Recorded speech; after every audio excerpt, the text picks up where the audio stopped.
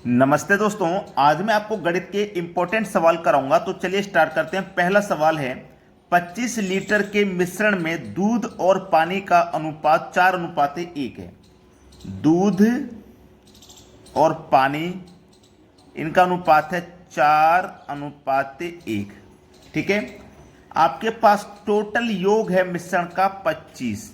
Total योग, जब योग है तो इनके अनुपात का भी योग कर लो। कितना आ जाएगा अनुपात का योग? 5। 4 और 1 5। तो 5 से 25 को घटाओ, 5 बार में घटेगा। तो इस 5 का गुना 4 में करो तो 20, 1 में करो 5 एकम 5। तो इस 25 लीटर के मिश्रण में दूध है 20 लीटर, पानी है 5 लीटर। दोनों का योग 25 लीटर है। अब उसने बोला है कि 3 लीटर पानी डाला जाए।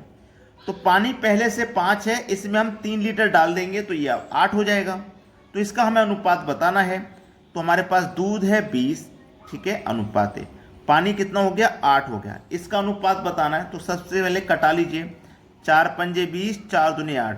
तो नया अनुपात हो जाएगा 5:2, यानी कि बी ऑप्शन हो जाएगा सवाल का सही जवाब। अब देखते हैं अगला प्रश्न। अगला प्रश्न है, एक धनराशि 3 वर्षों में साधारण ब्याज पर 815 रुपये एवं 4 वर्षों में 854 रुपये हो जाती है, वह धनराशि कितनी है?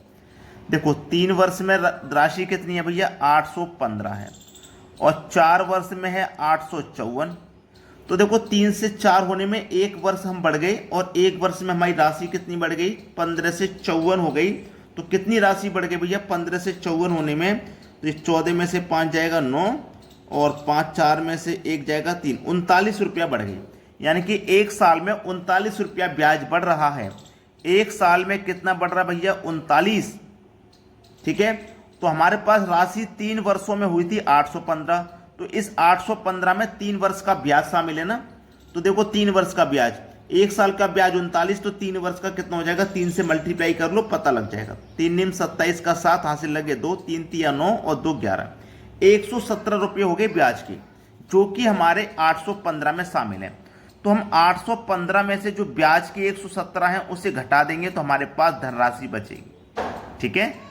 तो इधर हासिल ले लो, 15 में से 7 जाएगा 8, इधर हासिल ले लो, 10 में से 1 जाएगा तो 9, ठीक है, 7 में से 1 जाएगा 6। 698 रुपये हमारी धनराशि है। 698, यानी कि सी ऑप्शन। अब देखते हैं अगला सवाल। अगला प्रश्न है, अरुण की मोटरसाइकिल में टंकी भर पेट्रोल 10 दिन चलता है।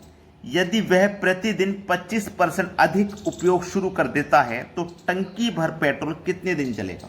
देखो भाई, अरुण की जो मोटरसाइकिल है, मान लेते हैं कि उसमें 10 लीटर तेल आता है और वो 10 दिन ही चलता है। भाई मान लीजिए, क्या टंकी भर पेट्रोल बोला ना, तो मान लेते हैं टंकी भर जाती है तो उसमें 10 लीटर आता है और वो 10 दिन ही चलता है। तो 1 लीटर में वो 1 दिन चलेगा। अब उसने क्या किया? 25% अधिक उपयोग शुरू कर दिया। ठीक है, 1 लीटर में 1 दिन चल रही थी, अब इसका उस 25% आप निकाल लो, 25% अधिक चलेगा। तो 25% निकाल लो, तो ये कितना हो गया भैया? ये हो गया 10.25। इतना उसने अधिक शुरू कर दिया खर्च। ठीक है, इतना अधिक शुरू कर दिया। तो पहले 1 लीटर में वो 1 दिन चल रही थी ना भाई, 1 दिन में 1 लीटर तेल खा रही थी। अब 1 दिन में कितना तेल खाएगी? 1.25 तेल खाएगी अब 1 दिन में। क्लियर है ना भाई? अब जब अधिक चला रहा है आदमी तो गाड़ी तेल भी अधिक खाएगी 1 दिन में। अब क्लियर है? तो चलिए इसको कर लीजिए और आपका आंसर आ जाएगा। तो पहले टोटल कितना था? 10। अब कितना खा रही है? 1.25। ठीक है, दशमलव को हटाओगे, 2 जीरो, तो 2 संख्या, तो इधर 2 जीरो आ जाएंगे ना। ठीक है, तो 125 से 1000 कटेगा 8 बार में, तो अब 8 दिन चलेगी। पहले 10 लीटर में 10 दिन चल रही थी, अब 10 लीटर में 8 दिन चलेगी, क्योंकि 25% खर्च ज़्यादा कर रहा है। अब देखते हैं अगला सवाल। अगला सवाल है, यदि 35 घोड़ों के लिए 270 केजी अनाज 21 दिन के लिए पर्याप्त हो तो 28 घोड़ों के लिए 180 किलो अनाज कितने दिनों के लिए पर्याप्त होगा?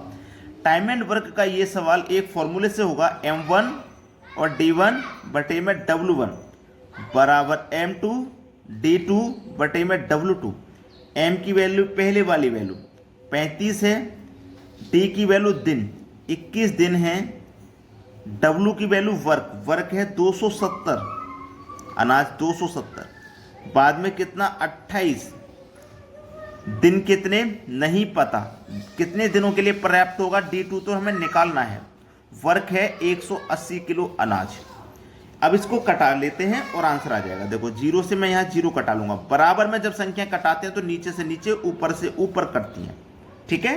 चलिए 7 तिया 21, 7 चौकू 28 कटेगा, ये 3 नीम 27, 9 बार में कटेगा, 9 दूनी 18, 2 से 4 कट जाएगा 2 बार में, इधर 35 है और इधर 2 है आपका, ठीक है। चलिए मैं इसको लिखता हूँ इधर 35 बराबर 2 गुने D2, यही तो है।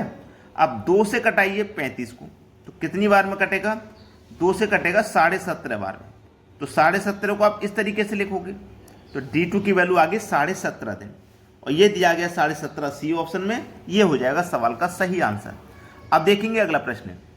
अगला प्रश्न है 878 रुपये में किसी वस्तु को बेचने पर हुआ लाभ उसी वस्तु को 636 रुपये में बेचने पर हुई हानि के बराबर है, वस्तु का लागत मूल्य क्या है। देखो ऐसा सवाल कभी भी मिले जिसमें लाभ और हानि बराबर हैं तो दोनों वैल्यू को जोड़ के 2 से डिवाइड कर देना। 878 प्लस 636 दोनों को जोड़ के 2 से डिवाइड कर देना। जब दोनों को हम जोड़ेंगे तो कितना हो जाएगा, 8 और 6 14, हासिल लगा 1, 7 और 3 10, हासिल का 1 11, हासिल का फिर से 1, 8 और 6 14, हासिल का 1 15। इसको 2 से डिवाइड कर देना है।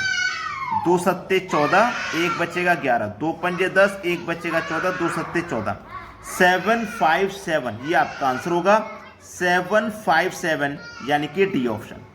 अब देखेंगे अगला सवाल।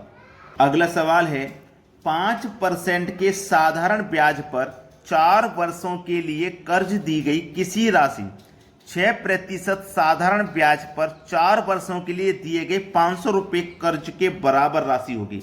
बहुत अच्छा सवाल, बेहतरीन क्वेश्चन है। देखो एक साधारण ब्याज का फॉर्मूला आपको पता है,